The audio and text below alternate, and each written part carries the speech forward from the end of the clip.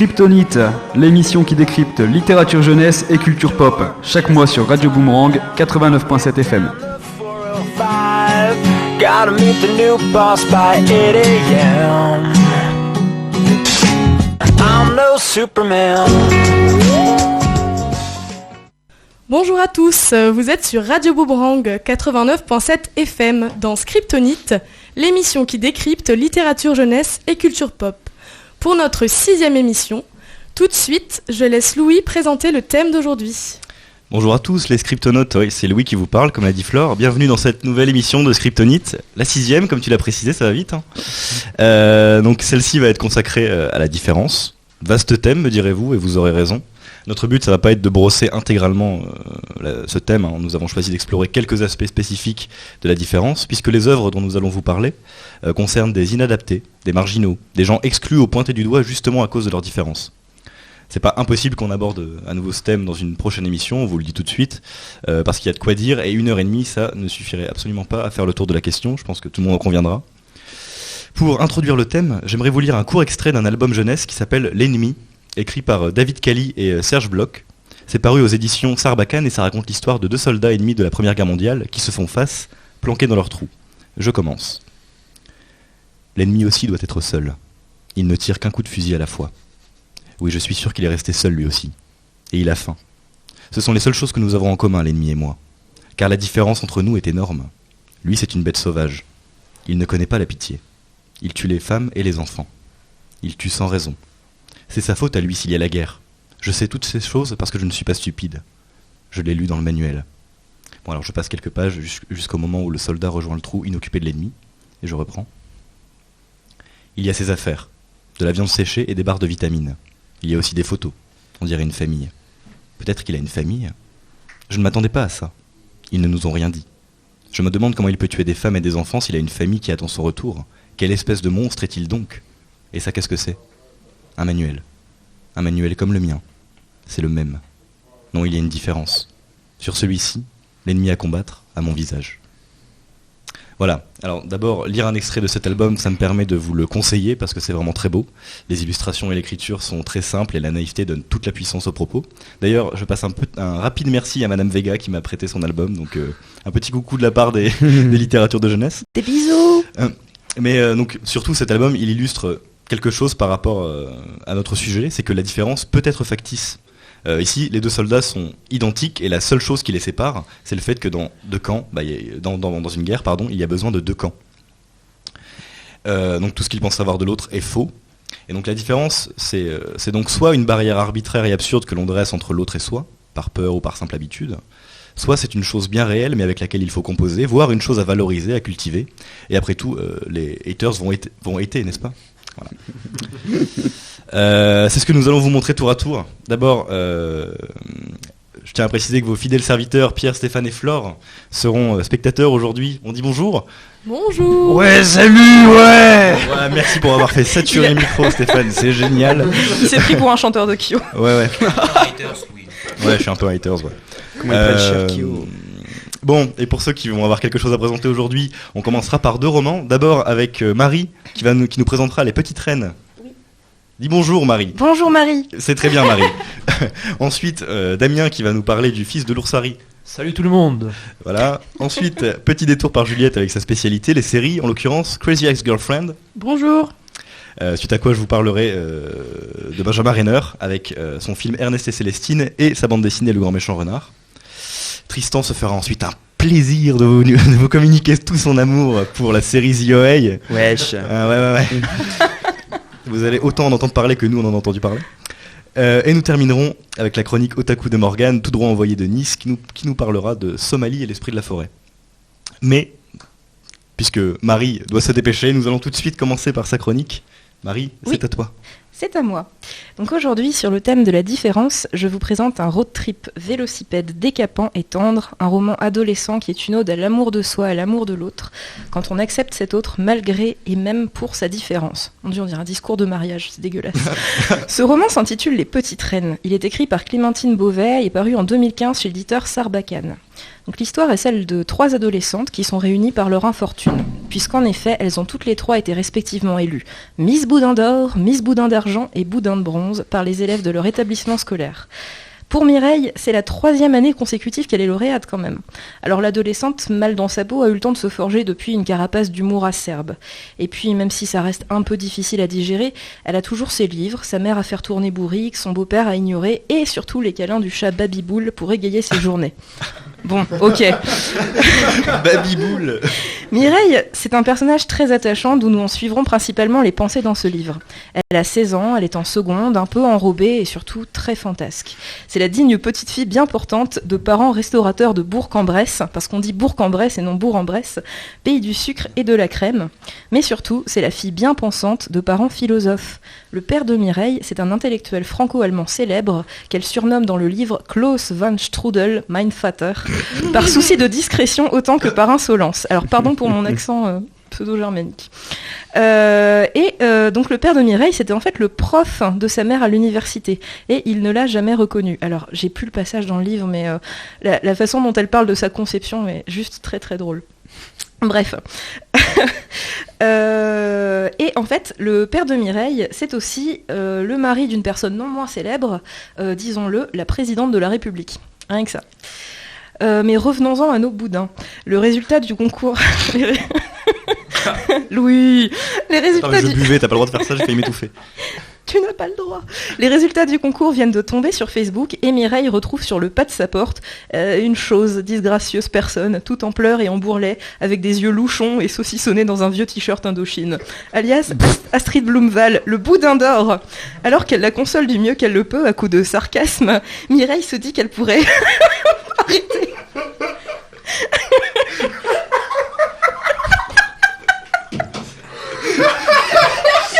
Moi-même, je n'ai pas compris la raison de On se reprend dans les studios. On se reprend, Marie. Les copains, pourquoi on rigole? Non, il y a des formules qui m'ont beaucoup fait rire par ce. C'est grave comme sujet. Hein. Oui. Bon. Tout de suite, reprenons notre. Bon. Vérité. Parce que comme on le sait, quand on parle sociologie, on ne fait pas preuve d'humour. Bon.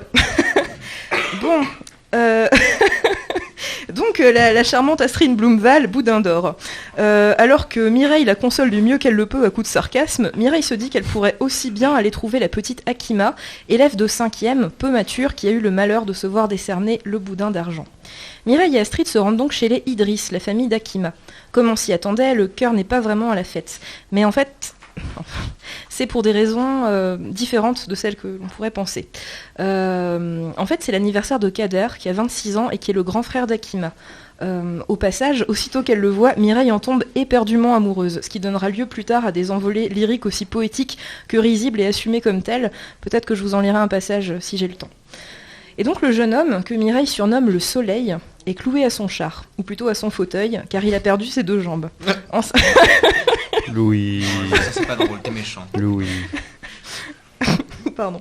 Ancien soldat en opération au Galéristan, donc c'est encore un nom qui a été déguisé par Mireille, parce que Mireille aime bien déguiser les noms dans le livre. Donc l'Afghanistan devient Galéristan, la présidente de la République devient Barack Obama, et son père Klaus von Strudel.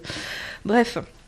Et donc, Kader, depuis son accident, reprend difficilement goût à la vie, d'autant plus que le gradé responsable de l'échec de l'opération dans laquelle son unité a été décimée et dans laquelle il a perdu ses jambes, va bientôt se voir remettre la Légion d'honneur lors de la garden party de l'Élysée. Et ça, ils viennent de le dire à la télé, dans le salon, devant tout le monde, donc l'ambiance est plutôt morose.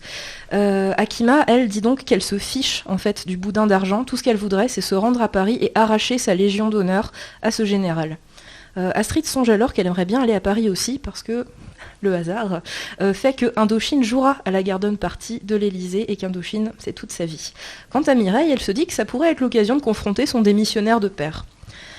Et donc quand Mireille annonce pour narguer sa mère que ses nouvelles amies et elle vont partir à Paris gate cracher la garden party de l'Élysée, celle-ci lui cingle. Ouais, et allez-y en vélo, ça vous fera les mollets. Eh ben pourquoi pas. Réunis par leur infortune, mais désormais aussi rassemblés par leur objectif personnel, les 3 boudins, hashtag les trois boudins. Mais vraiment, il y a un hashtag les trois boudins dans l'histoire. Sous bonne garde de Kader, donc un adulte responsable, dans son fauteuil de sport paralympique, se lance dans une folle équipée d'une semaine sur les routes, de Bourg-en-Bresse jusqu'à Paris. Et comme un pied de nez à ceux qui les ont élus pour les humilier, nos héroïnes, équipées d'une petite caravane et d'une glacière, vont vendre des boudins sur la route. Ce qui commence comme une blague, un rêve, se poursuit en épreuve de volonté et apparaît comme une reconquête de leur dignité et de leur envie de vivre pour ces 4 amochés de la vie, Mireille, Astrid, Akima et Kader.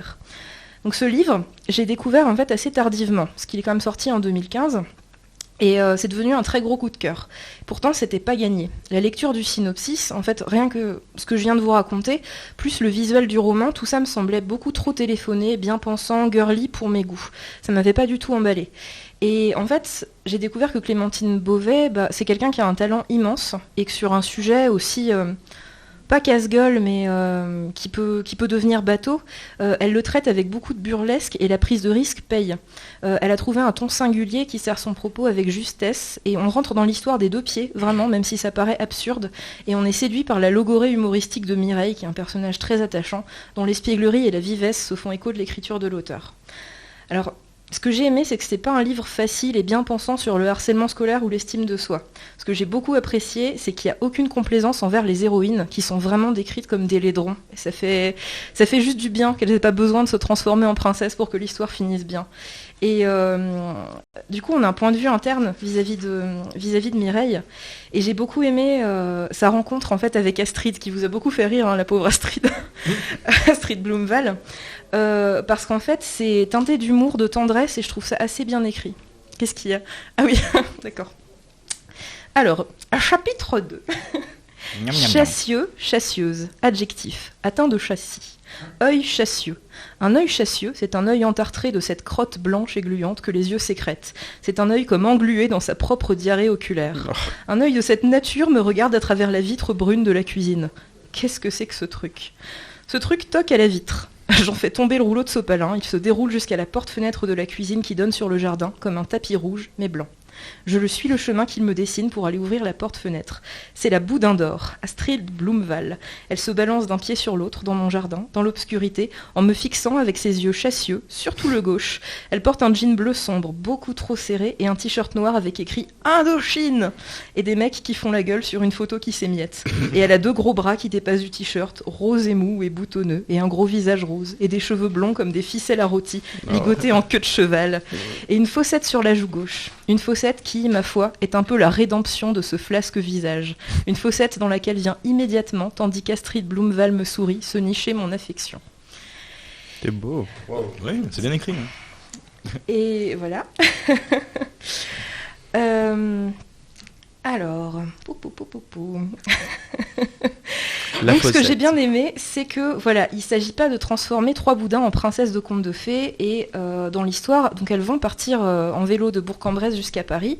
Elles vont se muscler, prendre de l'assurance, mais c'est certainement pas pour gagner l'estime de ceux qui les ont méprisées, pour devenir des top modèles ou en fait tout ça c'est pour se découvrir reines, mais en leur propre royaume. Les petites reines ne font pas du sport pour changer, elles se donnent la force de poursuivre leur objectif. Et ça fait du bien parce qu'en fait, juste on s'en fout du reste du monde. Et le livre accentue ça en donnant une place aux réseaux sociaux. Pendant leur voyage jusqu'à Paris, il y a le hashtag les 3 boudins. Et en fait, elles sont de plus en plus populaires et ça devient un phénomène, comme aujourd'hui on cherche les journalistes qui sont désireux d'abandonner leur marronnier habituel que sont la rentrée, la saison des potirons, Noël, etc. Pour un peu d'anecdotes feel good. Et donc les médias vont suivre les 3 boudins. Et petit à petit, elles vont être sollicitées par différentes entités, par Grazia ou des magazines de mode adolescents qui vont dire oui, comment vous avez fait pour perdre vos kilos en trop, comment vous avez fait pour sortir de vos inhibitions. Il va y avoir des féministes, alors ça va être marrant parce que ça va être... comment elle s'appelle cette féministe de la Commune de Paris Louise Michel. Et donc il va y avoir une nana sur Twitter qui s'appelle Olympe Michel. Donc voilà, mix de Olympe de Gouges et Louise Michel. Donc les féministes veulent aussi récupérer le phénomène, etc. Et il y a beaucoup de récupération et jusqu'au bout, les gamines en fait font les choses vraiment pour elles. Il y a un passage qui m'a beaucoup fait rire dans le roman, j'aurai pas le temps de vous le lire, mais lisez-le. À un moment, elles sont interceptées par des gadzards. Donc les gadzards, en fait, c'est les étudiants des arts et métiers, donc ils sont connus pour être assez fêtards. Et ils veulent taper l'incruste, faire se taper l'incruste aux trois boudins dans leur bal de fin de promo.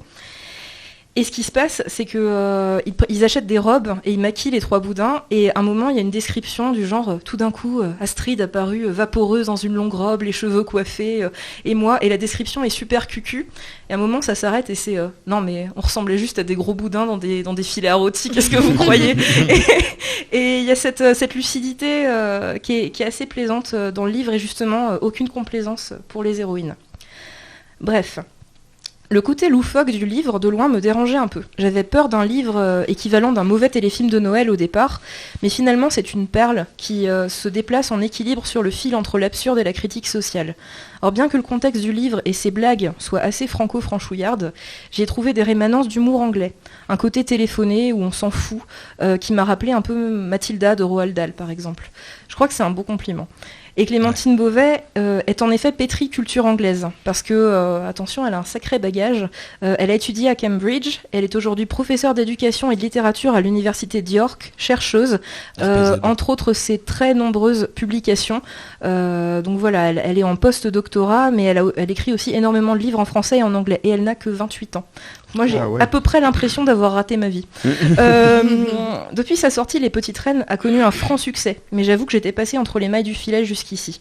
De prime abord, avec sa couverture scintillante ornée de boudins roses, son titre girly avec la typo strass et paillettes, ça m'a pas vraiment attirée. Mais voilà, bon, vous l'avez compris, c'est devenu un énorme coup de cœur, et voilà, je m'arrête pour le moment. On va malheureusement pas avoir de temps pour les questions, je pense. mais je pense que tu l'as bien vendu en vrai. Ouais, c'est super intéressant, vraiment.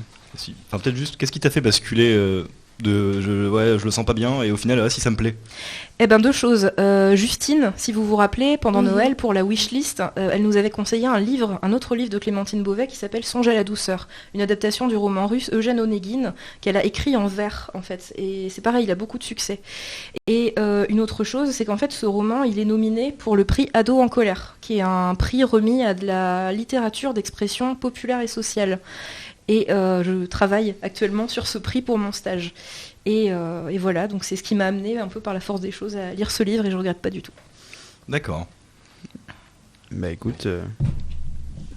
Voilà, et je vous fais des gros bisous et je vous laisse avec mes camarades entre de très bonnes mains. Tu vas mains. nous laisser avec de la bonne musique. Et Marie. Je vais conduire... Ah oui, de la bonne musique, oui. Donc avec ma chanson, une de mes chansons préférées de Georges Brassens, donc une ode aux gens différents qui ne veulent pas rentrer dans les cases, La mauvaise herbe.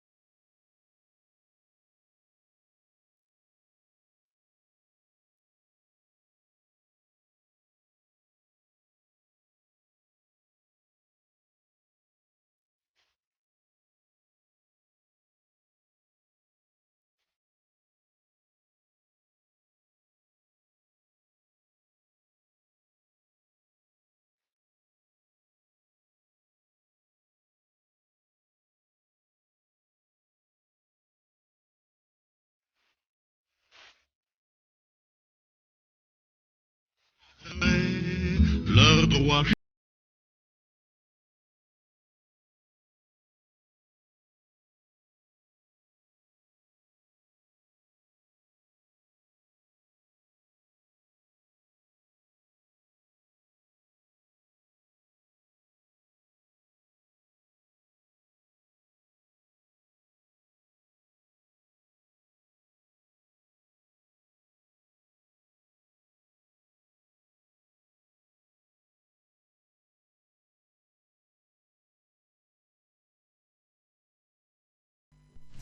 Vous êtes toujours sur Radio Boomerang 89.7 FM dans l'émission Scriptonite qui décrypte la littérature jeunesse et la culture pop. Marie vient de nous présenter un roman jeunesse qui est récemment nominé au prix Sorcière. Et Dédé nous a choisi aussi un roman qui a été nominé au prix Sorcière qui s'appelle Le fils de l'Ursari. C'est exact. Donc Dédé, je te laisse présenter ce roman. Alors, pour le thème de la différence, là, nous allons parler de la différence comme facteur d'intégration. Donc avec Le fils de l'Ursari de Xavier Laurent Petit, publié en 2016 à l'École des loisirs. Alors, de quoi ça parle ? Le roman met en scène un jeune Rome du nom de Cyprien. Il est le fils d'Ursari, ce qui signifie que son père est un montreur d'ours. Les premières pages du roman se situent en Roumanie, où le jeune Cyprien et sa famille mènent une vie marginale. Afin de survivre au milieu de la misère, ils passent leur journée à établir des spectacles marginaux dans les marchés afin de voler l'argent des passants. Ce spectacle est un dressage d'ours où toute la famille de Cyprien est mobilisée, mais peu de personnes y prêtent véritablement attention. Néanmoins, cette appartenance aux Ursari est une fierté pour la famille. Toutefois, être Ursari implique de ne jamais rester au même endroit. C'est pourquoi ils se déplacent régulièrement, car que ce soit la police ou les commerçants, on les considère un petit peu comme des nantis, puisqu'ils sont nuisibles pour la société. Les ennuis ne cessent de s'accumuler pour la famille de Cyprien. C'est alors qu'intervient deux escrocs mafieux dans l'histoire. En fait, ils proposent aux Ursari de changer de vie en partant de Roumanie pour s'installer à Paris, pour éviter d'avoir de nouveaux ennuis avec la police roumaine. Et les deux escrocs, ils ne savent pas que ce sont deux escrocs, ils leur proposent un deal en fait. Ils avancent aux Ursari les frais de voyage, et une fois sur place, la famille rembourse la dette en travaillant seulement un mois avec eux. Et bien évidemment, le fait de partir à Paris, sachant que le père de Cyprien, quand il entend le mot Paris, le fait véritablement rêver, il décide donc d'emmener toute sa famille avec lui. Et donc, une fois qu'ils arrivent à Paris, ils vont donc travailler auprès de nombreux passeurs qui sont sur place. Et les rôles sont bien définis. Donc, Dadou, le montreur d'ours, va devenir ferrailleur, tandis que la mère de Cyprien et Vera sont mendiantes professionnelles. Et Dimitriou, qui est le grand frère de Cyprien, et lui vont devenir emprunteurs de portefeuille. En fait, emprunteurs, c'est leur terme pour ne pas dire en fait voleurs.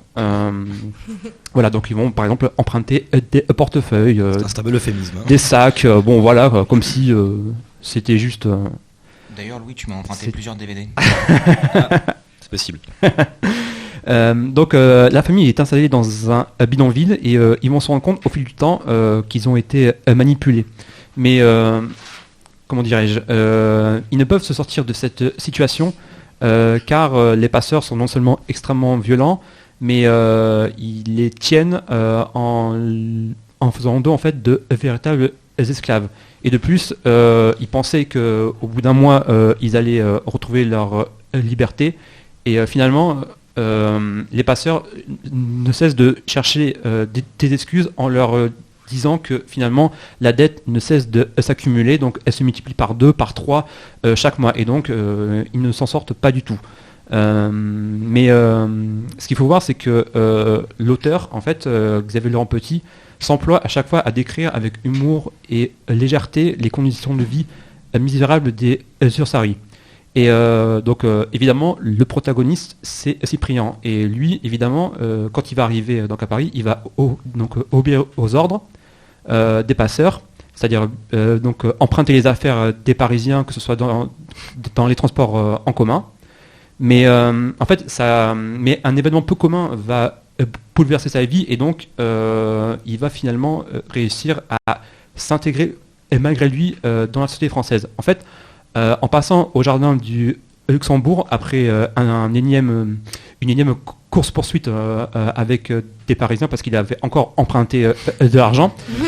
Donc il se retrouve au jardin du Luxembourg et là il observe un homme et une femme déplacer des personnages en bois sur une petite table. Il se dit tiens, qu'est-ce qu'ils font? Enfin, c'est très étrange.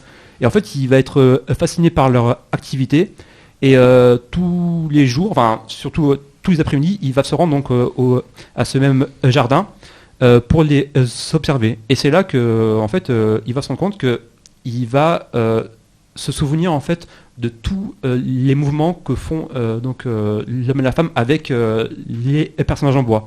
Et donc, évidemment, il ne parle pas français. Et donc, comme j'ai dit, il y a beaucoup d'humour. Et donc, en fait. Comme ce sont deux personnes de forte corpulence, ils les appellent en fait Monsieur Énorme et Madame Baleine. Donc c'est le surnom qu'ils leur donnent en fait à chaque fois. Et donc vu qu'il vient tous les jours, le couple va être interpellé par ce curieux visiteur et donc ils vont l'inviter à venir jouer aux échecs. Et c'est là qu'il va comprendre avec au contact des deux Français que le jeune homme est capable de rejouer en fait toutes les parties qu'il a vues et donc en fait il est visuel tellement qu'en fait il est capable de refaire toutes les parties d'échecs qui ont été jouées la veille. Et donc il voit en fait qu'il est extrêmement doué et donc Monsieur Énorme et Madame Baleine, pour reprendre ses propres termes, donc le prennent sous son aile et donc c'est le début d'une nouvelle aventure pour lui. Et finalement, on va voir qu'il est autodidacte, puisqu'il apprend vite le français et aussi les échecs. Ce qui fait que, aussi, paradoxalement, il oublie toutes ses obligations au sein de son...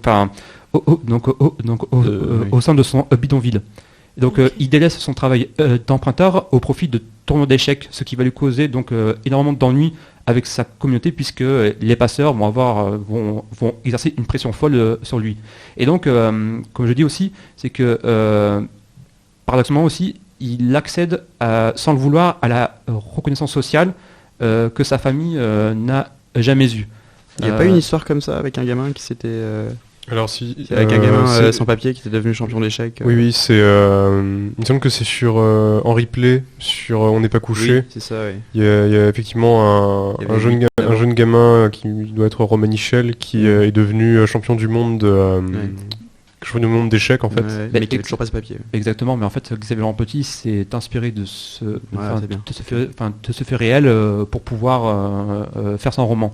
Et donc ici en fait on voit que la différence évidemment se manifeste par le biais des origines étrangères de Cyprien.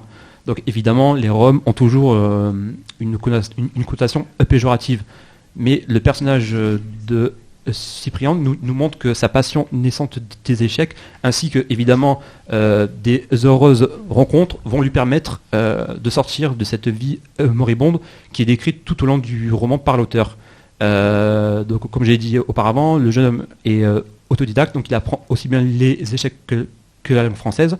Donc on voit que malgré la différence sociale et ethnique entre Cyprien et ses amis français, la passion du jeu les rapproche.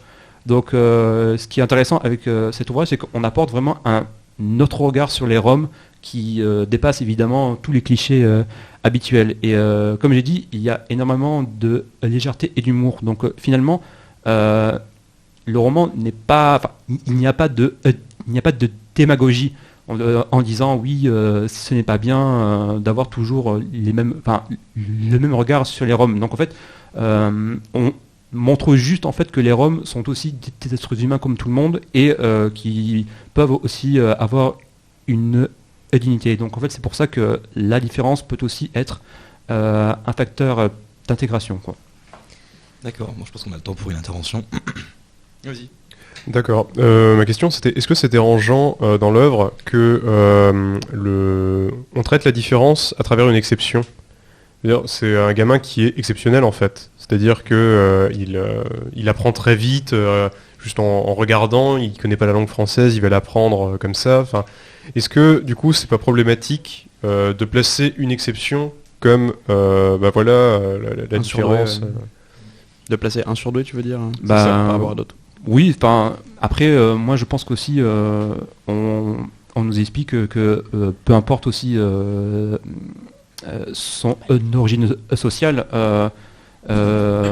si enfin voilà quoi, si on vit dans le milieu de la pauvreté, c'est très difficile en fait de se sortir en fait de ce milieu-là. Donc en fait parfois il y a le hasard de la vie qui fait que grâce il y a une vocation qui se réveille en nous. Donc moi je le verrais peut-être pas forcément comme ça, mais après je comprends bien ton point de vue, mais voilà. Enfin après, je pense que je rejoins un peu Stéphane sur son intervention, c'est que c'est pas un sujet simple duquel s'emparer, quoi. C'est vraiment parce qu'en ce moment la communauté Rome, c'est vraiment la communauté sur laquelle on peut se permettre tout intégralement de taper dessus. Donc c'est exactement. Beau, c'est très facile. Ouais. Après cette petite discussion du coup sur la différence et la communauté Rome, je vous propose d'écouter Juliette qui va nous parler de sa série Crazy Ex-Girlfriend, donc un tout autre registre et un autre type de différence. Oui, bonjour. En effet, on change de ton avec la série dont je vais vous parler. Donc Crazy Ex-Girlfriend, c'est une série qui a d'abord été proposée à la chaîne privée Showtime avant de finalement être commandée par le network The CW.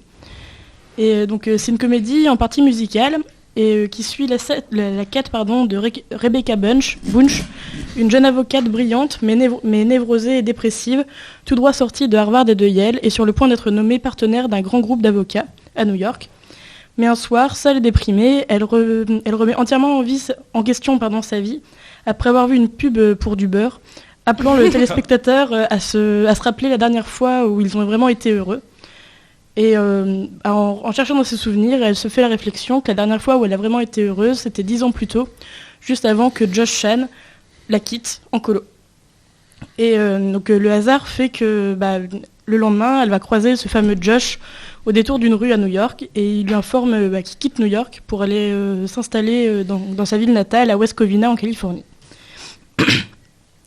Donc Rebecca, sur un coup de tête, elle va alors tout plaquer, toute sa vie, pour aller s'installer à West Covina aussi.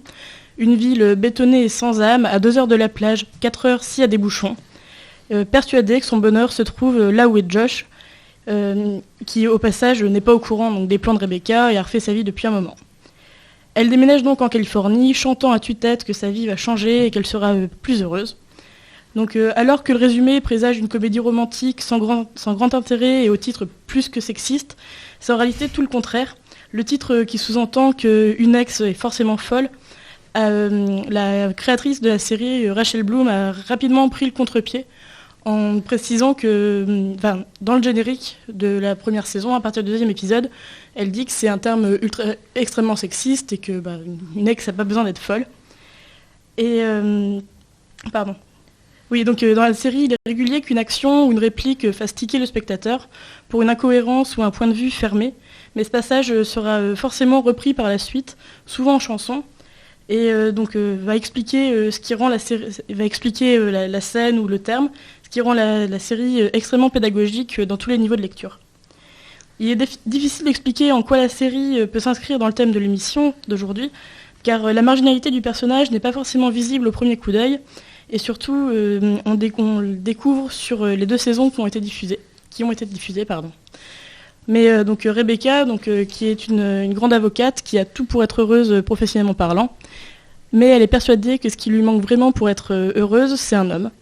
Donc, comme je l'ai dit, elle est dépressive et névrosée, elle s'imagine des personnes qui chantent son histoire partout où elle va.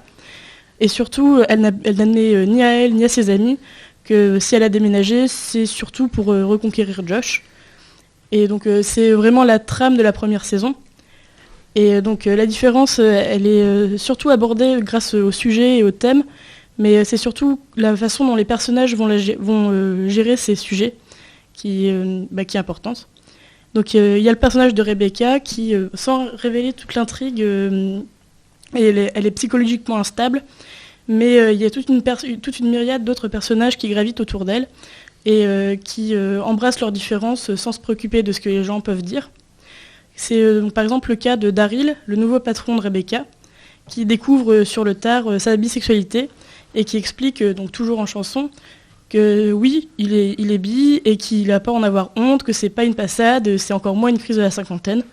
Et c'est à travers les différences de chacun, de tous les personnages, que la série fait passer un vrai message de tolérance sans tomber dans la niaiserie. Donc je finirai juste en disant que, en plus, contrairement aux autres séries généralement diffusées sur les networks américains, l'héroïne n'est pas filiforme et elle assume de porter des culottes gainantes, et surtout dans une chanson qui s'appelle The Sexy Getting Ready Song, qui est hilarante et qui critique les attentes qui ciblent surtout les femmes lorsqu'elles doivent se préparer pour un rencard. Et petit plus, l'intérêt amoureux, donc Josh, il est philippin, je crois que ça se dit comme ça, ce qui est loin de l'américain moyen, caucasien, grand, blond, jouant au football américain. Quand tu dis sans tomber dans la niaiserie, j'ai l'impression qu'il y a quand même un petit côté niais dans la chanson, dans le côté un peu girly, tout ça, mais que ça le dépasse parce que ça joue avec ces codes-là. Peut-être, je sais pas si... En fait, oui, c'est ça, c'est niais, mais ça reste quand même dans l'ironie, en fait. Ouais, voilà. La chanson, va toujours expliquer, donc ça reprend souvent des musiques ou des thèmes ou des genres un peu connus. Donc, qui va expliquer ou... oui, ça joue sur la caricature un peu. C'est très caricatural, pardon. Alors, cette série me fait beaucoup penser à Ally McBeal. Je sais pas si... Oui, une avocate aussi, brillante. Voilà, avocate, brillante. Sauf qu'elle reste à New York. Elle reste à New York, elle est filiforme, mais bon, il y a aussi ce côté un peu complètement dégénéré, incapable de... Alors, elle, pour le coup, c'est vraiment de la folie. Hein. C'est pas... C'est pas c'est pas le côté faux folle, hein. Elle est vraiment atteinte. Hein. Ah non, mais elle est pas juste faux folle dans la série. On se rend compte au fur et à mesure des saisons qu'elle est quand même bien atteinte. C'est pathologique, quoi. Voilà, c'est quand même une maladie. Elle est pas juste encore amoureuse. Quoi. Et est-ce que ça justifie du coup la chanson, ou alors c'est tous les personnages qui chantent? C'est une comédie musicale du coup? Oui, en fait, elle pense que les gens chantent autour d'elle, alors qu'en vrai, pas du tout. Ah d'accord. Mais elle s'imagine que les gens chantent et elle aussi, elle répond en chantant. D'accord, donc c'est une manifestation de sa folie en fait. Oui, ouais, voilà. D'accord, donc du coup la chanson c'est vraiment en contre-pied de la réalité. C'est ça. Okay. Mais après, non, marche, je sais plus ce que je veux dire. Et qu'est-ce qui la rend différente alors, du coup En fait, elle est différente, mais elle s'en rend pas compte. C'est les autres qui... Oui. Mais pardon. C'est les autres qui voient qu'elle est différente. Pour elle, c'est cohérent, ouais. Mais il n'y a pas de... Enfin, elle se dit pas, tiens, je vais me mettre en marge de la société et tout, les gens doivent m'accepter, même si... C'est pas gênant de se mettre à chanter pendant un plaidoyer En fait, ce qui est marrant, c'est qu'on ne les voit jamais, mais jamais au tribunal. Faire leur métier. Voilà. D'accord. D'ailleurs, dans la saison 2, c'est un truc qui... il y a un nouveau personnage, et ils disent, mais quand est-ce que vous travaillez, quoi? Parce que... Mais il y avait un bon film comme ça sur comment on peut percevoir la réalité quand on est atteint de maladie mentale. C'est The Voices de Marjane Satrapi, où en gros c'est un mec qui est poussé par ses animaux à soit tuer, soit justement à faire le bien. Son chat le pousse à tuer et son chien l'incite à faire le bien. Et en fait, le film montre le oui, non, du coup ils ont repris le cliché un peu sur internet du chat diabolique, etc., qui veut qu'on lui serve à manger, qui considère l'humain comme son esclave. Mais et du coup il y a vraiment l'idée, on le voit vraiment dans ces phases de maladie où en fait lui il voit tout en rose, et il voit tout avec des petits papillons qui flottent autour de lui, etc. Enfin il est vraiment très naïf, et parce que il est schizophrène en fait. Et quand il prend à un moment du film il prend ses médicaments. Et du coup, il plonge pied dans la réalité et on voit l'horreur que c'est autour de lui. Et en fait, on se dit, du coup, il y a une espèce de truc assez subversif mais en vrai, je pense que je préfère voir comme lui être schizophrène et voir les choses aussi belles qu'elles le sont, quoi. Et du coup, c'est intéressant de voir quand la fiction met ça en scène. Je pense que là, en l'occurrence, ça doit être le cas aussi. Mais après, juste pour préciser, les chansons, ils n'ont pas rendu ça extrêmement musical. Il y en a 3 grands max par épisode, mais ça... Sur une durée de 45 minutes. C'est déjà pas mal, hein. Oui, mais je veux dire, ça pourrait être extrait, tout le temps Ouais, en train de ouais. chanter, entrecoupé juste de paroles, mais Ouais, too much, ouais. mais puis les chansons sont très courtes du coup. Alors, je vais juste intervenir 2 secondes. C'est un petit problème que j'ai avec la représentation de la folie dans la fiction, et surtout dans la fiction à la télévision ou au cinéma. C'est que, en règle générale, dans ce genre de série, comme dans Ali McBeal par exemple, ou même dans The Voices, merci, il y a quand même un côté un peu chaleureux. C'est un peu marrant. On se marre. The Voices est très cynique. The Voices est très cynique. Mais il n'empêche que lorsqu'il est dans sa folie, il y a quand même ce côté un peu fun avec le chat qui parle, le chien qui répond, etc. Alors que j'ai toujours du mal en voyant ça, en fait, je me dis toujours, oui, mais ces gens qui sont atteints de maladies mentales, de pathologies mentales, leur quotidien, il est pas marrant du tout. J'ai entendu des gens qui sortaient de schizophrénie ou qui en vivaient en permanence et qui étaient conscients d'entendre des choses qui n'étaient pas présentes. Ce qui est déjà un autre stade de la maladie, puisqu'il y a un stade avant où tu te rends pas compte, en fait, tout simplement. Et pour eux, c'était une horreur, ils se sentaient anormaux, en marge, il y avait une espèce de graduation dans ce qu'ils pouvaient ressentir de terrible. Et voilà, c'est pour ça que représenter la folie de cette manière, oui, pourquoi pas, c'est distrayant, mais toujours est-il que... Après, je pense que pour moi, ça coince un peu quand même. Ça dépend des velléités en fait de la fiction en elle-même à ce moment-là, je pense. Alors après, j'ai aussi une question sur cette série. C'est que tu as dit que du coup, chaque fois, ils mettaient en lumière les problèmes en chantant. Mais est-ce que c'est résolu pour autant à la fin ?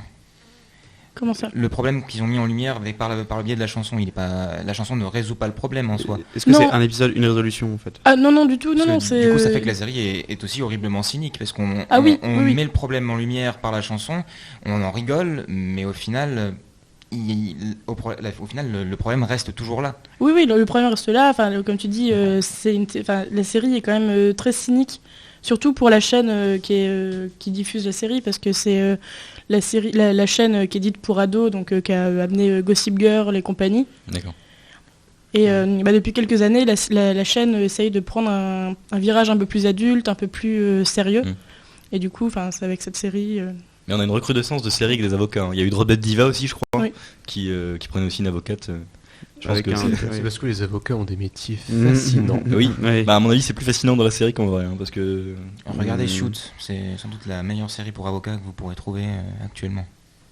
Non, parce que je pense que de toute façon, là, apparemment, le propre de ces séries, c'est qu'on ne les voit jamais travailler, en fait. On ne les voit jamais bosser. C'est pas faux. Donc, en fait... Leur travail, ça consiste, j'ai l'impression que dans ce genre de série, effectivement, leur travail, ça consiste à se servir des énormes mugs de café. Leur travail, ça consiste à sortir du tribunal avec une valise à la main, d'un air très occupé. C'est-à-dire qu'on les voit toujours sortir de leur boulot, et ils descendent des marches, et des gens viennent leur poser des questions. Mais qu'est-ce qui se passe à l'intérieur ? On aimerait bien savoir. Mais c'est parce que c'est pas le sens, c'est juste un prétexte. Il y a énormément de séries où on voit pas les gens bosser. Ah oui, mais après je trouve que c'est une preuve de bonne construction après dans une intrigue que de mettre des gens qui pratiquent leur métier. Oui, à ce moment-là, tu ne précises pas son métier, tu vois. À ce moment-là, elle peut être n'importe quoi. Bon, voilà. C'est pour ça que je propose dès aujourd'hui de créer une série sur un garagiste. Voilà. Et je suis persuadé que ça aura beaucoup de succès. Et Luke Cage, il est pas garagiste. En tout cas. Moi, j'aurais bien aimé te répondre quand même, Stéphane, tout à l'heure, quand tu parlais du traitement de la folie. Je comprends exactement ce que tu veux dire, dans le fait de traiter à la légère un sujet qui est lourd, et du coup de peut-être se donner une vision biaisée. Mais c'est courant, par exemple, juste avant, avec le livre que Marie a présenté, Les Petites Reines, on traite avec dérision, et du coup, on dédramatise le problème. Le problème, c'est que l'obésité, c'est un sujet connu, en fait. C'est-à-dire que, oui, on sait que les gens qui sont obèses se sentent mal. Oui, c'est compliqué d'être en surpoids, surtout, société de consommation, machin. Dès qu'on sort dehors, on voit une jolie fille sur une pancarte, elle me fait du 32. Mais la folie, c'est pas nécessairement... C'est très tabou, en fait. Les gens en parlent très peu. Et c'est pour ça que donner cette image par un média qui est très regardé comme la télévision ou le cinéma, ça peut fausser en fait la perception du téléspectateur qui n'a peut-être jamais eu de contact avec ce monde-là. C'est ça en fait ce que je veux dire. Après tout dépend de la volonté de l'œuvre, si elle veut montrer une réalité ou alors justement se servir de la folie pour faire des pour un parti pris esthétique ou quoi que ce soit. Je pense que nécessairement, il faudrait quand même, pour certains sujets, qu'il y ait quand même un discours sérieux, où vraiment on explique, voilà, ça c'est quand même une pathologie. Dans C'est l'exemple pas de marrant. The Voices, quand il prend ses médicaments. Pour The Voices, je suis d'accord avec toi. C'est assez terrible comment il vit sa maladie. Ouais. Bon. Attendez, juste pour finir, oui, très rapidement. Après, la série, elle n'est pas présentée comme une fille instable. Elle n'est pas présentée comme une personne malade. On s'en rend compte au fur et à mesure des épisodes. Ah oui, d'accord, c'est pas dit de base. Voilà, c'est pas un truc qui la qualifie dès le départ, dès le premier épisode. D'accord. Je pense que c'est un gros souci auquel les auteurs et les artistes peuvent être confrontés quand ils veulent traiter de la différence, c'est de se mettre à la place d'eux et de traiter d'un sujet que t'as pas forcément vécu. Oui, c'est vrai, ouais. Mais c'est pour ça que je recommande à quelqu'un qui souhaiterait écrire sur ce thème de se renseigner, lire par exemple Freud ou Lacan, etc. Je pense que ça peut créer quelque chose de beaucoup plus intéressant. Voilà. Et du coup, sans transition, on va mettre un peu de musique avec Bad Reputation de Joan Jett avant de retrouver Louis.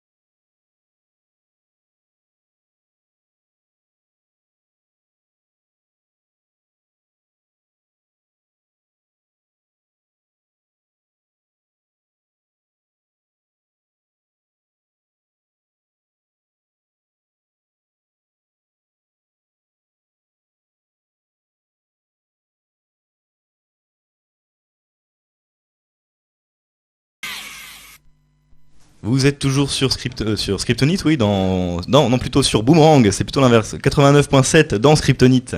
Et c'est Louis qui vous parle de Benjamin Renner. Benjamin Renner, vous dites, rien à voir avec Teddy Riner, le judoka, ni avec Jeremy Renner, alias Hawkeye dans Avengers. Benjamin Renner, c'est un nom encore modestement connu, mais c'est pas impossible que ça change dans les prochaines années, en tout cas je l'espère. Parce que le bonhomme a derrière lui 2 œuvres de qualité récemment. La première étant l'adaptation d'Ernest et Célestine au cinéma, et la seconde la BD Le Grand Méchant Renard, parue aux éditions Delcourt dans la collection Shampoing. D'ailleurs, Shampoing, c'est la même collection que la série des notes de Boulet. Boulet qui nous a écoutés sur la précédente émission. Donc Boulet, si tu nous écoutes à nouveau, sache que j'aime beaucoup les scénarios de tes albas. Mais je m'égare. Ernest et Célestine, c'est une série... Ernest et Célestine, c'est une série d'albums de l'écrivaine et illustratrice Gabrielle Vincent, Gabrielle 2LE Vincent, qui compte moult pléthores de myriades d'aventures que vivent les personnages éponymes tels que Ernest et Célestine vont pique-niquer, ou Ernest et Célestine au cirque, enfin un peu à la Martine, vous voyez le genre. Ça a été publié entre 1981 et 2000, 2000 étant la date de décès de Gabrielle Vincent. RIP. Une minute de silence serait d'usage, mais il paraît que c'est pas très radiogénique. Et en plus, j'ai pas le temps, alors on enchaîne. La série était relativement tombée dans l'oubli jusqu'à ce que le producteur Didier Brunner, qui lisait ses albums à sa fille, se décide à réunir une équipe pour monter le projet d'une adaptation. C'est Benjamin Renner qui est donc choisi pour être à la tête de la réalisation du film, assisté des co-réalisateurs Stéphane Aubier et Vincent Patard. Pour ce qui est de l'écriture du scénario et des dialogues, c'est un illustre inconnu qui s'y colle. Non, je déconne, c'est Monsieur Daniel Pénac qui s'en charge. Daniel Pénac, s'il vous plaît, le mec qui a eu un prix Renaudot et qui a suffisamment d'œuvres cultes à son actif pour ne pas pâlir devant la bibliographie de Roald Dahl. Bref, le film Ernest et Célestine nous présente un monde divisé en deux. Le monde d'en haut, où vivent les ours, et le monde d'en bas, où vivent les souris. Chaque peuple étant civilisé, avec des maisons, des voitures, etc. Chez les ours, les souris sont des indésirables que l'on chasse, et chez les souris, les ours sont des monstres terrifiants que l'on fuit. Chacun chez soi, et les moutons seront bien gardés si vous me permettez l'expression. Seulement, Ernest l'ours et Célestine la souris sont des inadaptés. Ernest est un marginal, il rêve d'être artiste, mais la société des ours le considère comme un rebut et voudrait qu'il soit juge, etc. Encore une fois, on reparle du tribunal, décidément. Célestine est vouée à être dentiste, qui est la profession d'élite du monde des souris, sauf que elle préfère dessiner. Tout semble les séparer. Le premier est un ours mâle adulte, la seconde est une souris enfant femelle.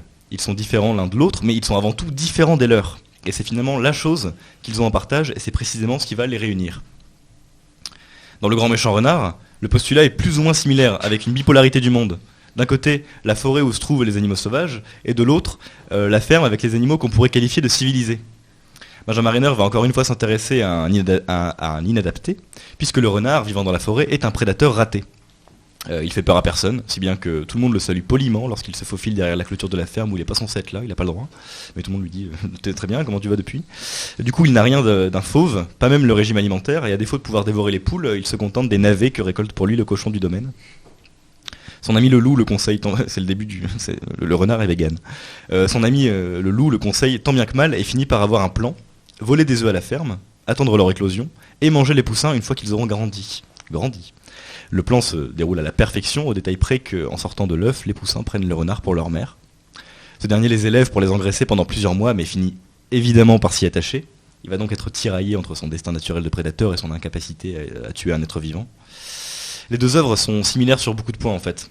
Même en termes d'esthétique, on retrouve dans les deux un minimalisme du trait, proche du gribouillis parfois, et un style en aquarelle pour les décors et les arrière-plans. Mais ils partagent surtout un même message. Dans Ernest et Célestine, comme dans Le Grand Méchant Renard, on fait face à des individus qui vont embrasser leurs différences, qui vont aller à l'encontre de l'ordre établi. Ernest ne se conforme pas au système qui régit le monde des ours, Célestine en fait de même avec le monde des souris, et ensemble ils contreviennent au système qui englobe leurs deux mondes. Ils finissent par imposer leur amitié anormale, et c'est comme ça qu'ils parviennent à s'épanouir, et qu'ils changent en plus les mentalités dans le monde d'en haut, comme celui d'en bas. Le renard, lui, déjà n'a pas de nom. Il n'est défini que par son espèce, puisqu'on l'appelle uniquement le renard, et ce simple mot conditionne la vie qu'il devrait avoir. C'est un renard donc il doit chasser, c'est un renard donc il doit être un prédateur, c'est un renard donc il ne peut pas vivre à la ferme. Et au début il cherche à entrer dans ces cases-là, mais il n'y parvient pas parce que ça lui ressemble pas en fait.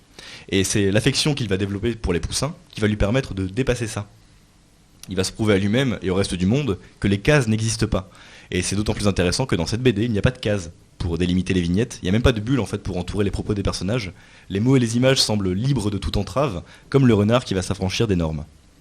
Il était jusque-là végétarien, à défaut de viande à se mettre sous la dent, mais il finit par le devenir par choix.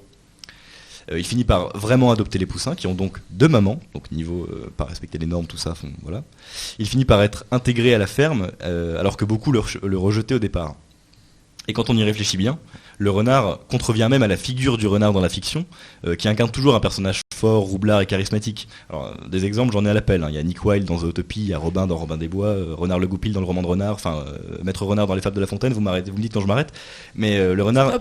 merci. J'en avais beaucoup. Shipper dans le Dora l'exploratrice, j'arrête. Le renard ici n'est rien de tout ça, il est plutôt faible, pas très futé, et par moments... pas très futé par moment, et il n'est pas impressionnant pour un sou. Donc déjà il contrevient à cette figure du renard de la fiction qui est généralement présente. Benjamin Renner signe donc deux œuvres représentant des personnages marginaux et inadaptés qui finissent par s'affranchir des préjugés et par vivre en assumant pleinement leurs différences. Et le film et la BD valent tous les deux le coup d'œil pour ce message de tolérance, mais aussi pour leur esthétique, pour leur humour, notamment Le Grand Méchant Renard, pour leur douceur, pour leur tendresse et pour leur poésie, en particulier Ernest et Célestine, qui est un poil mélancolique et un poil politique aussi.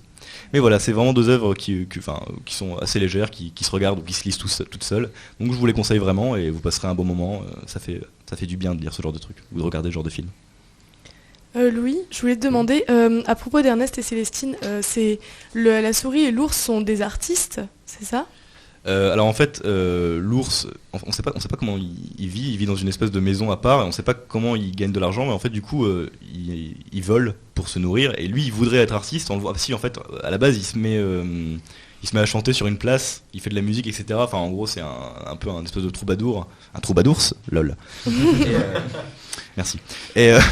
Et du coup, on voit que les passants sont totalement blasés par sa musique, donc c'est pas comme ça qu'il gagne sa vie, donc il galère un peu, mais c'est comme ça qu'il voudrait vivre sa vie. Et lui, il le dit à un moment, il voulait faire du théâtre, il voulait faire de la musique, etc. Et là, il est obligé de voler, d'avoir des petits larcins pour pouvoir se nourrir. Donc du coup, il est un peu frustré dans sa carrière d'artiste. Et Célestine, en fait, le monde des souris vole des dents aux ours. Et en fait, c'est pour ça qu'il y a la petite souris, c'est-à-dire que les souris viennent voler les dents des enfants ours. Et en fait, les souris retaillent leurs dents dans les dents des ours. Et du coup, la vie des souris est axée autour de ça. C'est-à-dire qu'il y a les souris qui vont chercher les dents des ours, et il y a les souris qui vont les travailler pour les mettre dans les bouches, donc les dentistes. Et en fait, Célestine, au début, son truc, ce qu'elle doit faire, c'est récupérer les dents des enfants ours. Sauf que elle galère parce qu'elle préfère dessiner, donc elle passe son temps à faire autre chose et à faire des dessins, etc. Et ça lui est reproché. Mais à la base, oui, c'est des artistes frustrés en fait. Et la fin leur permet de s'épanouir et ils vont pouvoir tous les deux assumer leur part d'artiste. Oui, c'est ce que je voulais demander. Est-ce que finalement ils arrivent à s'intégrer dans la société, ou est-ce que ils se créent leur petit monde à eux en acceptant leurs différences ? C'est pas trop. Enfin, en fait, il y a un procès à la fin, retour au tribunal, et où il y a Célestine qui est jugée dans le monde des ours et Ernest qui est jugé dans le monde des souris. Et en fait, tous les deux à la fin, ils en arrivent à une bonne résolution. Enfin, je vais pas dire ce qui se passe, mais il y a une espèce de happy end où en gros les souris comprennent que les ours c'est pas si méchant que ça et inversement. Et du coup, on voit qu'il y a plus ou moins une acceptation, mais en fait, le film se préoccupe pas trop de ça, et on voit, en fait, juste après cette scène, on voit que les gens, la mentalité change, même si on n'appuie pas trop dessus. Ensuite, on voit juste une scène où il y a Ernest et Célestine qui sont ensemble, et c'est ce qu'ils ont demandé, en fait, juste, c'est si on survit, parce qu'il y a une épreuve, si on survit, on veut pouvoir vivre ensemble, quoi. Et du coup, ils sont à deux, et on voit Célestine qui commence à dessiner. En fait, ces dessins, ça commence à devenir les esquisses de ce qui va être les œuvres de Gabriel Vincent, je pense. Donc il y a une espèce de truc un peu méta où Célestine dessine ses aventures avec Ernest. Donc voilà. Mais à la fin, ils vivent ensemble. On ne sait pas trop si c'est totalement accepté, même si on voit qu'ils ont quand même bousculé les mentalités. Mais ils finissent quand même par pouvoir vivre de leur vie d'artiste. Ok. Alors, je viens jouer les troubles fêtes. Bonjour. C'est tout simplement, en fait, je sais pas pourquoi ça m'est venu comme ça. C'est la petite info fun ou pas. C'est dans la vraie vie, deux animaux sauvages qui n'appartiennent pas à la même espèce Je sais ce que tu vas dire. ne peuvent pas coexister. Alors que parfois il y a ce besoin de survivre ensemble, mais ça ne fonctionne pas en fait, parce qu'il n'y a pas nécessairement les mêmes besoins. Alors je vais prendre un exemple très simple. C'est une mère léopard qui tue une mère chimpanzé, et cette mère chimpanzé a un bébé avec elle. Et donc la maman léopard va essayer de faire vivre et de faire survivre le bébé. Mais c'est impossible, parce qu'ils n'ont pas les mêmes besoins, ils n'ont pas le même rythme de vie, etc. Et voilà, c'était la parenthèse triste. Oui, mais en tout cas, là, c'est une façon de métaphoriser la différence. Oui, mais de toute façon, ils ont des voitures et tout, hein, donc. Mais je sais bien qu'on est dans la fiction, hein, c'était complètement. Oui, non, bien sûr. C'était un fun fact. Faut pas te confier les trucs mignons, à toi. C'était un fun fact. Tu détruis tout ce que tu touches. Voilà. Y compris ma vie. Pardon. Tu voulais intervenir, Pierre, je t'ai senti... Non ? Oui, alors j'ai complètement oublié ce que je voulais dire en fait. Il y a Stéphane qui est venu après et qui a mangé mon innocence. Merci. Vous voulez probablement parler de Armand Rénal de Maupertuis dans Cap et de Croc, qui faisait partie de ma liste de renards qui n'en finissait plus. Ah, merci beaucoup. Et en fait, je te place tes propres références moi-même. D'ailleurs, parlant de renards, vraiment, parce qu'il y a eu, vous savez, il y a le roman de renard qui est un truc médiéval, etc. Enfin bref. Et il y a eu, on passe dessus. Il y a eu une adaptation de Ladislas Starevich en 1937, donc c'est assez vieux. Et vraiment, ça peut rebuter de regarder un film de cette époque, mais c'est le premier film de marionnette de l'histoire du cinéma. Et c'est vraiment très très drôle à regarder. C'est vraiment. Alors il est plus disponible. Il était sur YouTube avant, mais je pense qu'on peut le retrouver assez facilement. C'est vieux et ça a vieilli du coup, mais vraiment c'est très très drôle. Et d'ailleurs pour l'anecdote, Disney avait prévu un film sur le roman de Renard et comme Starevich l'a fait avant lui, Disney a laissé tomber, Walt Disney. Et en fait les dessins de Walt Disney ont été réutilisés pour Robin des Bois. Et c'est pour ça que Robin des Bois est allé traîner un renard. Et je viens de me rappeler ce que je voulais dire. Merci Louis. Ah très bien. Alors en fait, 15 secondes pour le dire.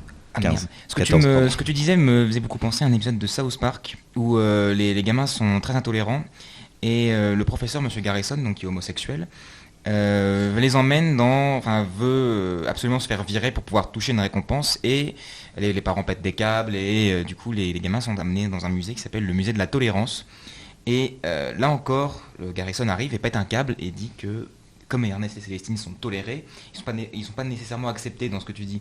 Et il leur pète un câble et il dit aux habitants de South Park, aux parents, mais vous êtes complètement cons. Si jamais vous voulez donner une vraie leçon, il faudrait créer un musée de l'acceptation et pas de la tolérance. Et j'ai l'impression qu'en fait, Ernest et Célestine, à la fin, sont tolérés en tant que marginaux, mais pas acceptés pleinement. La preuve, c'est qu'ils vont vivre ensemble, mais ils ne se mêlent plus à ils vont vivre un peu à l'écart. Bon, après, c'est pas trop dit par le film, mais je pense que, étant donné la conscience des ours et des souris qui changent, je pense que le film induit que la mentalité change. Mais on va devoir terminer ce débat très rigolo, ma foi. Pour déjà, on va continuer avec Ernest et Célestine, puisqu'on va maintenant écouter le générique de fin du film qui s'appelle Ernest et Célestine, chanté par Thomas Fersen.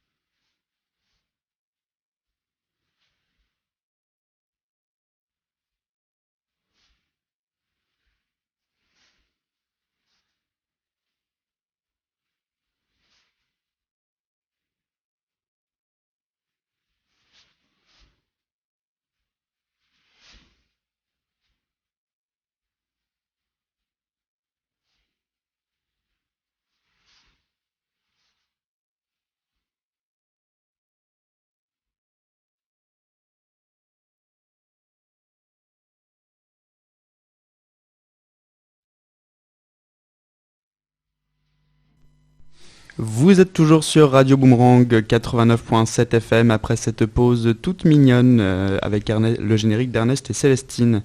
Alors moi aujourd'hui, déjà je suis Tristan, salut. Je vais vous parler d'une série qui me tient vraiment à cœur, qui s'appelle The OA, comprenez The OA pour les gens qui n'ont pas l'accent très développé. Donc alors je suis très heureux et très angoissé parce que je vais parler donc d'un truc qui me tient à cœur. La série a été créée par Britt Marling et Zal, alors j'ai jamais arrivé à prononcer son nom, Zal Batmanglij, voilà, et qui est disponible sur Netflix depuis décembre 2016. Pourquoi j'en parle avec angoisse ? Eh bien parce que mes collègues autour de la table pourront vous le confirmer, je n'ai eu de cesse depuis mon binge-watch intensif que de la recommander chaudement à qui voulait bien l'entendre. En gros, oui voilà. Ça n'a marché qu'une fois. Voilà. En gros, pour vous résumer un peu la situation, mes amis autour de la table sont à deux doigts de me gifler avec une pelle si jamais je fais mine d'évoquer encore une fois à quel point cette série est géniale. Donc l'angoisse tient aussi au fait que les avis récoltés autour de moi sont assez mitigés. Certains la jugent trop lente et articulant des ficelles déjà trop utilisées, là où d'autres partagent mon admiration pour un contenu et une réalisation qui sont particulièrement intéressantes.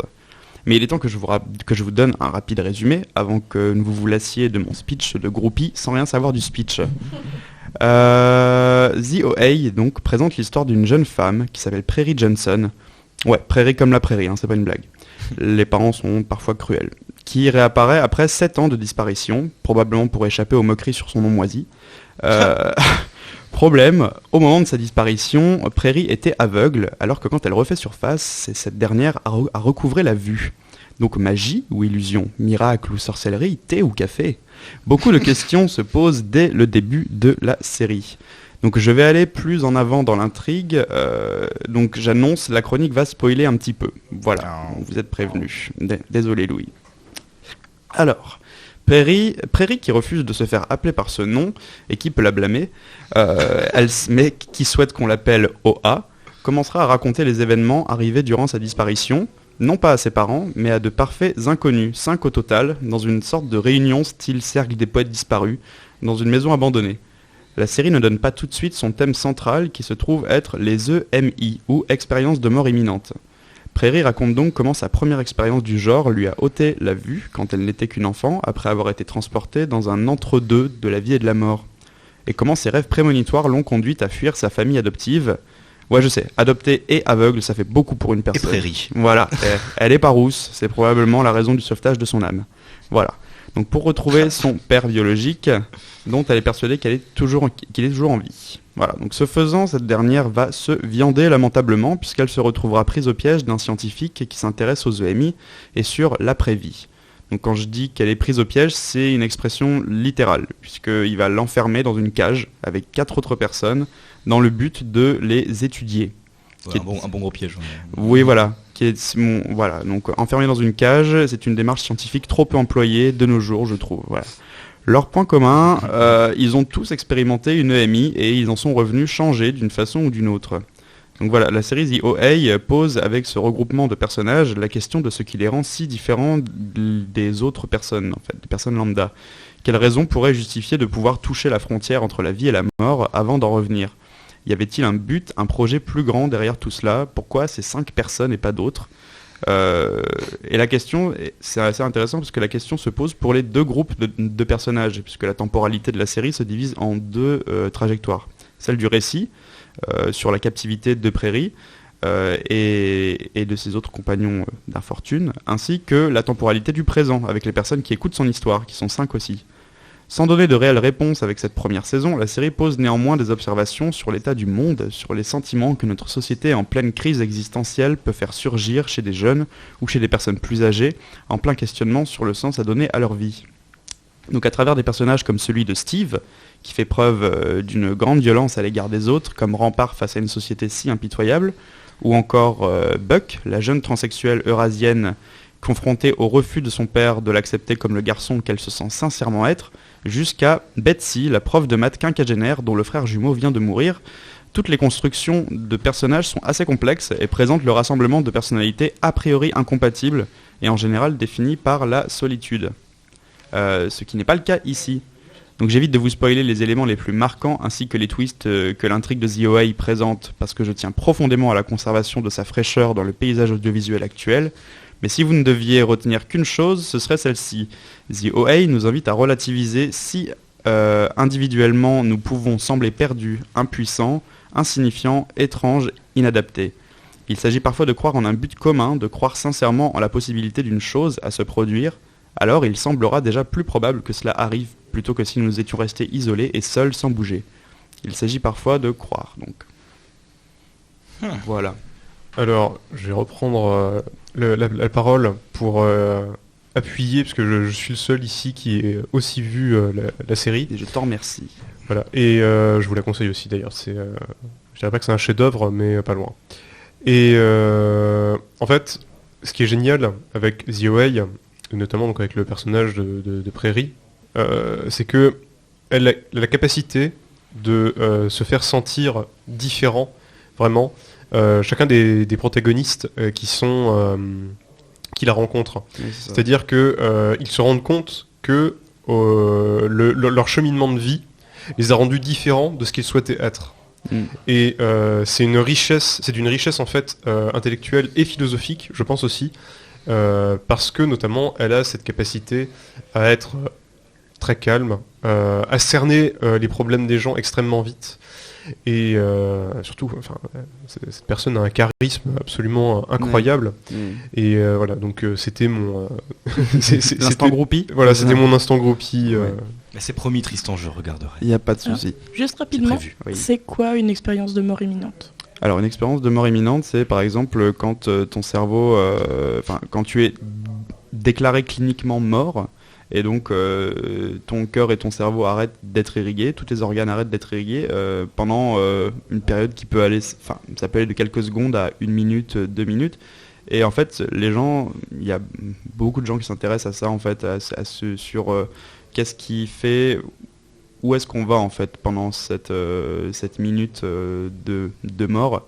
Et la série en fait propose une interprétation, en gros, avec ce qui se base sur de vrais témoignages de personnes qui ont expérimenté eux-mêmes des expériences de mort imminente, et du coup qui racontent un petit peu les endroits où ils sont allés ou qu'est-ce qu'ils ont vu, voilà. Donc. Et du coup, tu disais donc que Prairie, elle avait perdu la vue dans une amie. Oui. Mais pendant ces expériences, on l'a fait être cliniquement morte, ou alors elle l'est. Justement, c'est tout le propre de la série. Je trouve ça dommage de spoiler un petit peu plus avant. Si c'est un ressort de l'intrigue, ne le dis pas. Ouais, non, dis rien. Je sais pas si Stéphane me rejoint là-dessus. Est-ce que c'est un ressort de l'intrigue ? Non, je rejoins. De toute façon, je pense qu'il faut plus rien dévoiler de l'intrigue maintenant. C'est regardez-là. Et vous n'avez pas d'excuses. Moi, j'ai juste une question. Je sais pas si j'ai bien compris. En fait, est-ce que c'est une série réaliste ou il y a une part de fantastique dedans ? C'est toute la question en fait de la série, c'est que ça pourrait être de la science-fiction ou ça pourrait être du fantastique, mais ça pourrait tout aussi bien ne pas l'être en fait. Ouais. Toute la série repose sur la fiabilité de la personne qui te raconte une histoire ou non en fait. Je vais étayer ça aussi. Je ne sais pas je pense que la majorité des gens qui nous écoutent ont vu Shining ou ont entendu parler. Shining propose un schéma narratif qui ressemble beaucoup à ça, et donc je me permets en fait de ne pas spoiler The OA en racontant Shining. Je pense qu'il y a prescription maintenant. J'adore ce film. En fait, quelque chose de très simple, c'est que Kubrick a déclaré que dans Shining, il y a un moment précis, une scène bien précise, où en fait le film bascule dans le fantastique. Et que jusqu'alors, tout ce qui se passe en fait dans le film peut être explicable. Avec l'apparition des filles assassinées ? Non. Je vais pas. Alors il l'a jamais révélé. Je pense que je l'ai trouvé, mais je vais pas le dire parce que ça fait partie du jeu du film du coup. Ça fait partie du jeu du film, mais avec certitude, je connais un moment où rien n'est explicable par ce que ce soit la folie ou autre. Et The OA en fait ressemble à ça, c'est-à-dire que ça pourrait être du fantastique, ça pourrait ne pas en être. Il y a toujours cette question, et c'est au spectateur attentif de voir et de comprendre quels Ouais. instants peuvent être réels et Ouais, quels c'est ça. autres instants ne peuvent ne pas l'être. Parce que voilà, ça relève pas du spoil, on va dire, mais toute la série repose sur l'histoire que raconte un personnage en fait. Donc après, fiabilité ou pas, D'accord. voilà. Et juste une question, Linda, enfin après je sais pas si c'est une question de spoil ou non, mais ça veut dire quoi? Enfin, les initiales de OA. C'est tout le propre de la Ah, série aussi, d'accord, justement. ok. Si elle s'appelle, si Je elle ne veut qu'on saurais l'appelle rien. OA, c'est pour une raison bien précise. Je ne saurais rien. Bah, c'est parce que c'est toujours mieux que Prairie, quoi. Exactement. Aussi, Ah, oui. bah ouais, voilà. C'est moche. Je préfère m'appeler OA que Prairie. Exactement. Alors maintenant, je vous propose, comme on a la chance d'avoir Morgane, notre chroniqueuse manga, qui nous enregistre des chroniques en direct de Nice, je vous propose de l'écouter tout de suite. Elle nous parle de Somalie et l'esprit de la forêt. Bienvenue sur la chronique manga, le repère des otaku. Aujourd'hui, nous aborderons le thème de la différence sous un angle particulier. La différence tantôt perçue comme une menace à éliminer, tantôt ressentie comme attirante car exotique. L'œuvre que nous allons aborder aujourd'hui est Somalie et l'esprit de la forêt de Yano Gorechi, paru aux éditions Komiku. Ce seinen présente un monde où l'homme est devenu l'espèce numéro 1 en voie d'extinction. Les formes de vie intelligentes qui peuplent la Terre ont eu raison de l'arrogance des hommes et la situation que nous connaissons actuellement, c'est-à-dire l'homme qui domine la nature, la faune, la flore, son environnement, tout ça est révolu. Je vais vous lire rapidement le synopsis qui vous mettra directement dans le bain. Depuis que le monde est dominé par les créatures non humaines, les hommes en sont réduits à mener une existence clandestine pour échapper à la persécution sans répit des nouveaux maîtres. Un jour, un golem, gardien des forêts, recueille une fillette appartenant à cette race humaine en voie d'extinction et décide d'entreprendre avec elle un périlleux voyage à travers les contrées.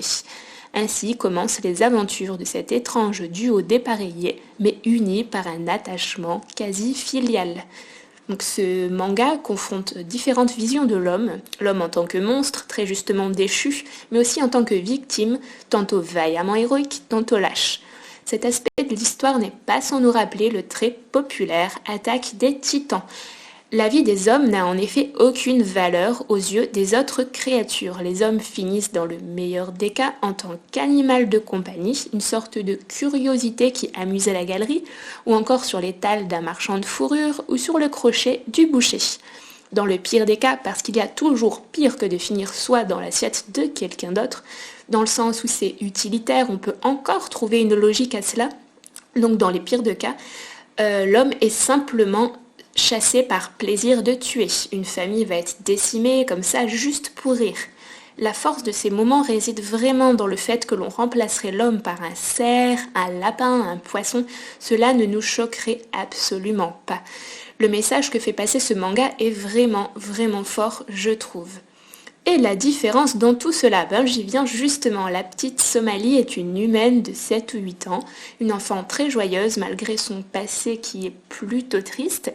Elle est constamment obligée de dissimuler sa différence, c'est-à-dire son statut d'humain, car ce dernier la met en danger.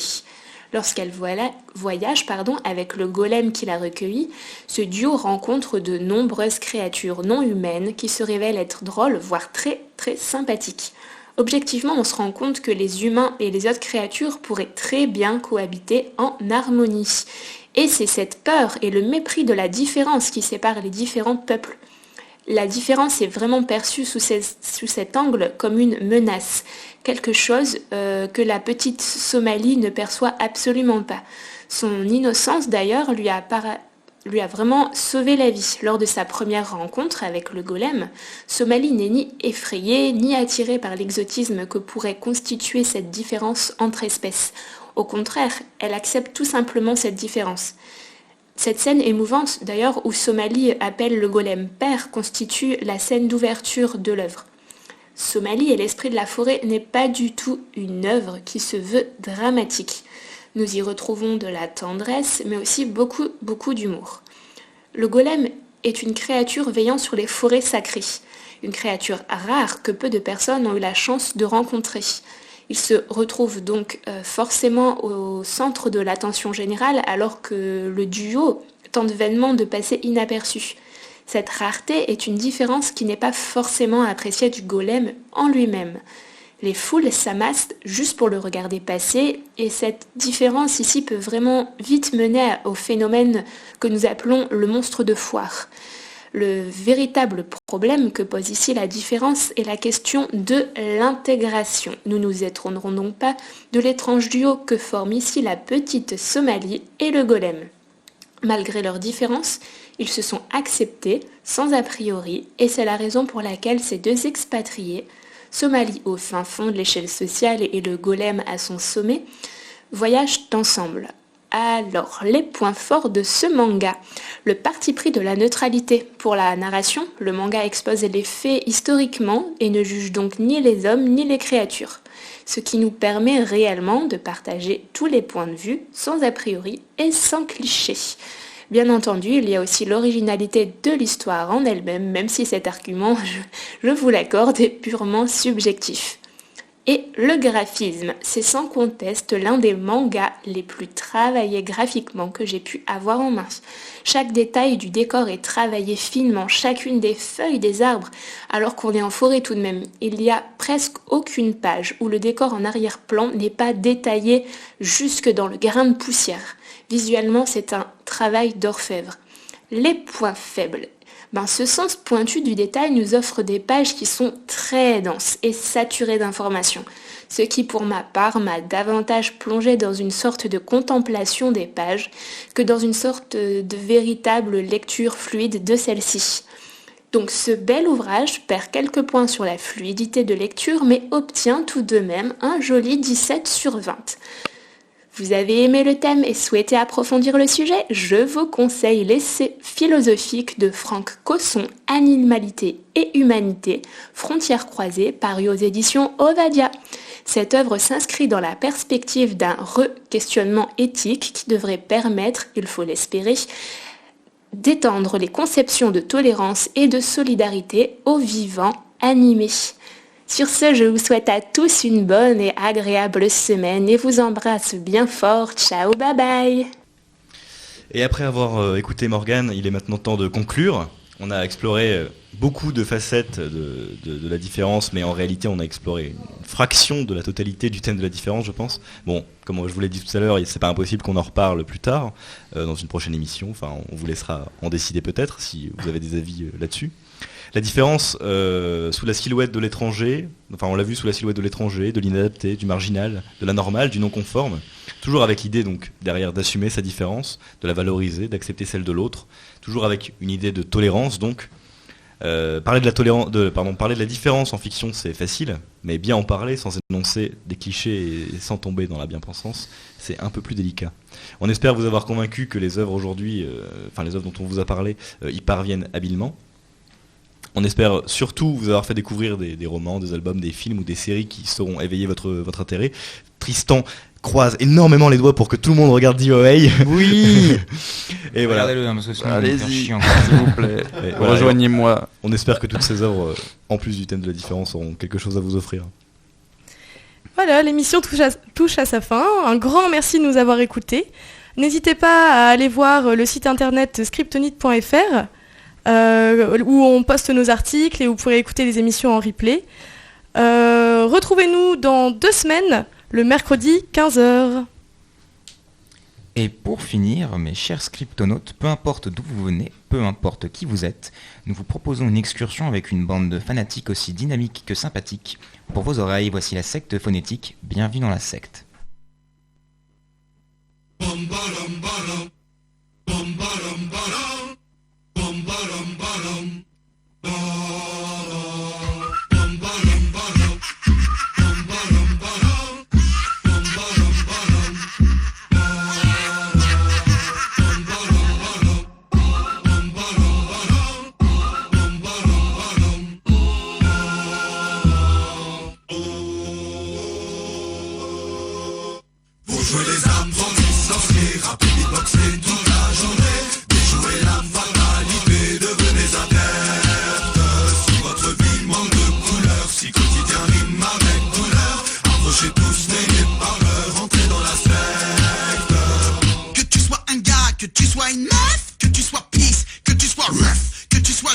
Que tu sois vieux, que tu sois athée, que tu sois pieux, que tu sois manchot, que tu sois gaucher, que tu sois blindé ou toujours fauché, que tu sois de spi ou jamais pressé, que tu sois un flic, que tu te sois fait serrer, que tu sois blanc, que tu sois noir, tu sois dans les temps ou toujours en retard, que tu sois que tu sois rond, que tu sois chaud, que tu sois blond, que tu sois une caille ou un bobo, que tu sois homo ou encore plus sourd, que tu sois maniaque ou bordélique, que tu sois toujours sobre ou alcoolique, que tu sois un nain ou bien une perche, que tu sois de temps ou t'es toujours la pêche, que tu sois timide ou un tchatteur, que tu sois patron, que tu sois chômeur, que tu sois sportif ou que tu fumes le bédo, que t'aies fait longue d'études, que tu sois sans diplôme, que t'aimes être peinard ou que t'aimes faire la fête, je te souhaite comme on dit la bienvenue dans la secte.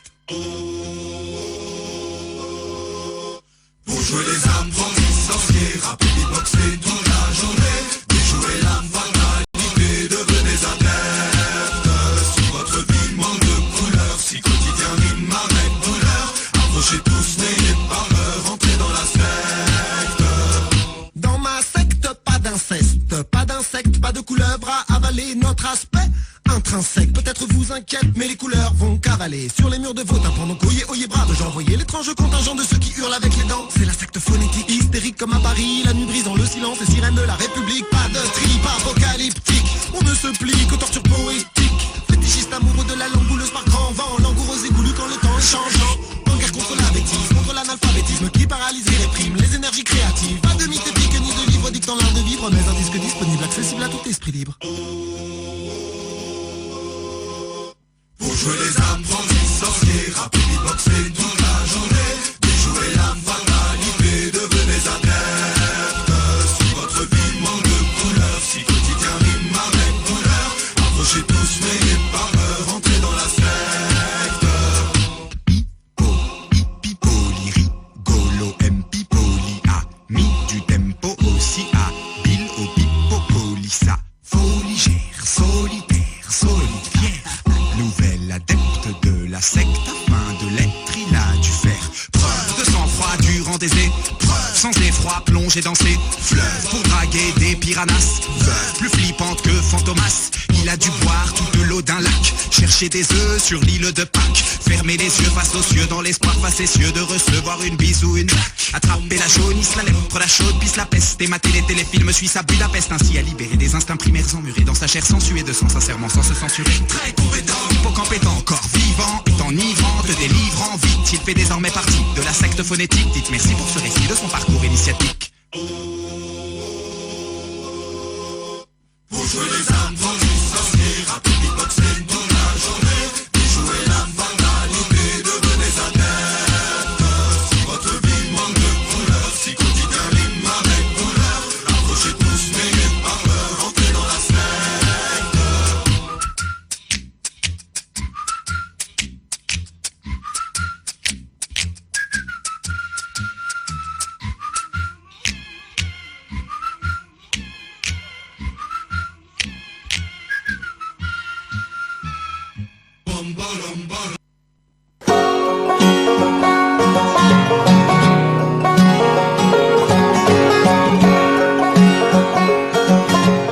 Scriptonite, l'émission qui décrypte littérature jeunesse et culture pop, chaque mois sur Radio Boomerang 89.7 FM. Gotta meet the new boss by 8 a.m. I'm no Superman.